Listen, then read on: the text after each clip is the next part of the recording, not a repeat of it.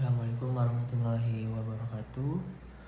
Perkenalkan, nama saya Muhammad Bayu Abdullah dengan PM 2310010488. Di sini saya mau menjelaskan pembahasan tentang materi translator dengan 3 komponennya, yaitu compiler, interpreter, dan assembler.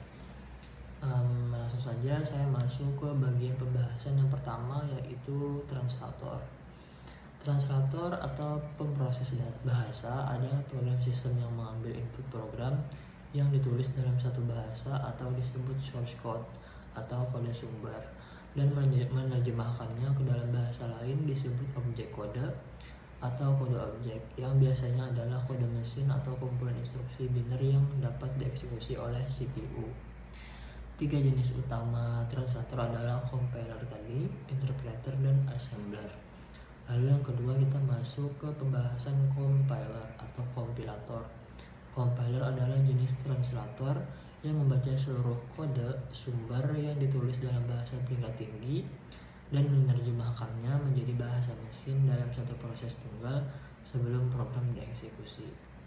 Poin penting dalam metode penerjemahan compiler ini, dia menerjemahkan seluruh program sekaligus dan menghasilkan file kode objek atau executable yang terpisah, melaporkan semua kesalahan setelah menganalisis kode yang diperlukan saat eksekusi, sehingga proses debuggingnya bisa lebih sulit. Program berjalan sangat cepat karena tidak ada lagi proses penerjemahan yang diperlukan saat dieksekusi. Membutuhkan waktu lebih lama pada tahap awal untuk proses kompilasi. Umumnya tergantung pada platform, yang berarti kode objek yang dihasilkan hanya dapat berjalan pada arsitektur mesin tempat ia dikompilasi. Lalu yang ketiga, pembahasan tentang interpreter atau juru bahasa. Interpreter adalah jenis translator yang membaca program bahasa tingkat tinggi dan menerjemahkan serta mengeksekusi kode tersebut baris demi baris atau instruksi demi instruksi. Dia menerjemahkan dan mengeksekusi baris demi baris, tidak hanya menghasilkan file kode objek yang terpisah. Program dieksekusi secara langsung, melaporkan kesalahan segera saat menemukan ke baris kode yang salah, dan program akan berhenti pada baris tersebut. Sangat baik untuk debugging. Program berjalan lebih lambat karena proses penerjemahan harus dilakukan setiap kali program dijalankan. Waktu yang lebih cepat pada tahap awal karena eksekusi dimulai segera. Umumnya lebih portable karena interpreter lah yang harus diinstal pada platform target. Yang keempat, yaitu pembahasan assembler. Assembler adalah jenis translator yang berfungsi secara spesifik untuk menerjemahkan perangkat keras, menerjemahkan program yang ditulis dalam bahasa assembly atau assembly language menjadi kode mesin.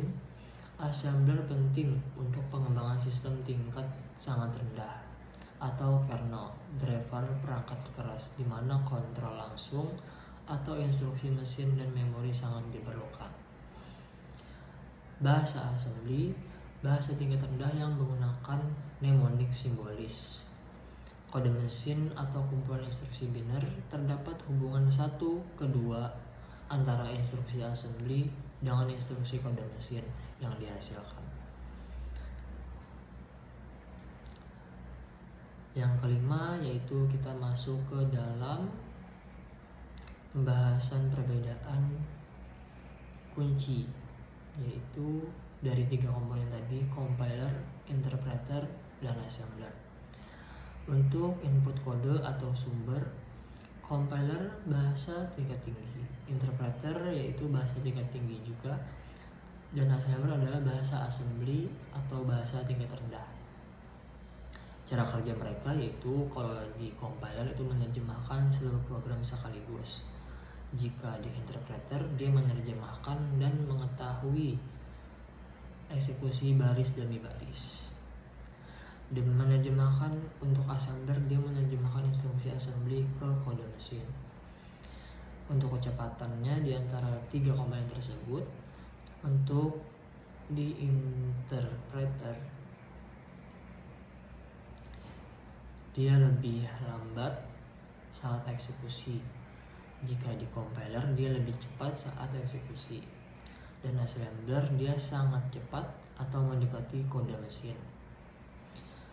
Kode objek yang tersimpan untuk di compiler ya disimpan secara permanen. Jika di interpreter dia tidak disimpan secara permanen atau sama sekali tidak disimpan. Dan yang ketiga, assembler dia menghasilkan objek file.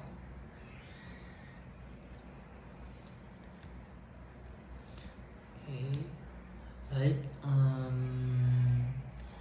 Mungkin itu saja yang dapat saya sampaikan tentang materi translator ini. Semoga bisa lebih baik untuk membawakan presentasinya selanjutnya. Assalamualaikum warahmatullahi wabarakatuh.